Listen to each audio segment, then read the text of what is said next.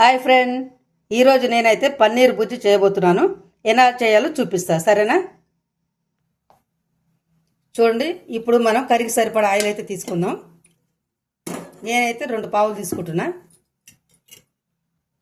చూడండి, అన్ని కలిసిన తాలింపు గింజలు అయితే వేసుకుంటున్నాను.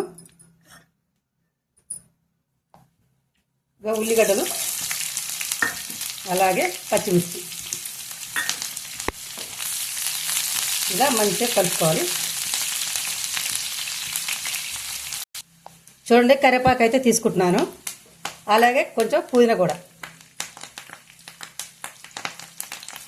కొంచెం కొత్తిమీర కూడా వేసుకుందాం. ఎందుకంటే చివరిలో ఎలాగో వేసుకుంటాం కాబట్టి ఇప్పుడు కూడా కొంచెం వేసుకుంటే చాలా టేస్టీగా ఉంటుంది.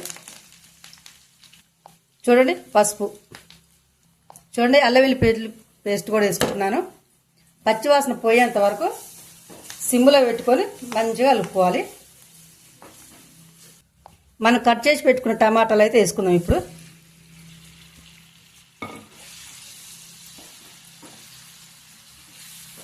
మంచిగా 4 పక్కల కలిసేలాగా కలుపుకుందాం. చూడండి, మన రుచికి సరిపడా ఉప్పు అయితే వేసుకుందాం. ఉప్పు ఇప్పుడు వేసుకుంటేనే టమాటా మంచిగా మగ్గుతుంది తొందరగా.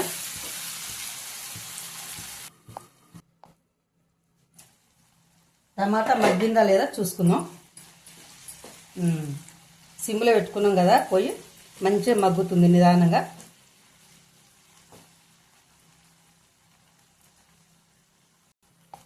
చూడండి, నేనైతే కారం వేసుకుంటున్నాను. ఇది పట్టించిన కారం, కొంచెం కారంగానే ఉంటుంది కాబట్టి తక్కువనే వేసుకుంటున్నా.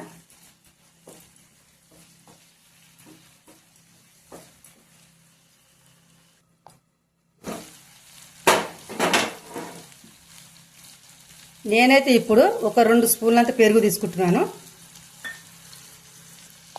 చూడండి, అన్నీ కలిపిన గరం మసాలా, ధనియాల పొడి అన్నీ ఇందులోనే ఉన్నాయి మసాలాలు. ఎంత వాసన అంటే అంత వాసన వస్తుంది. ఇప్పుడు కొంచెం వాటర్ అయితే తీసుకుందాం. చూడండి, టమాటాలు అయితే ఉడికినాయి కదా, ఇప్పుడు పన్నీర్ వేసుకుందాం. నేను ఇంట్లోనే చేశానండి ఈ పన్నీర్, మాత్రం కొన్నదైతే కాదు. ఎప్పుడు కావాలంటే అప్పుడు మేము ఇంట్లోనే తయారు చేసి వండుకుంటాం.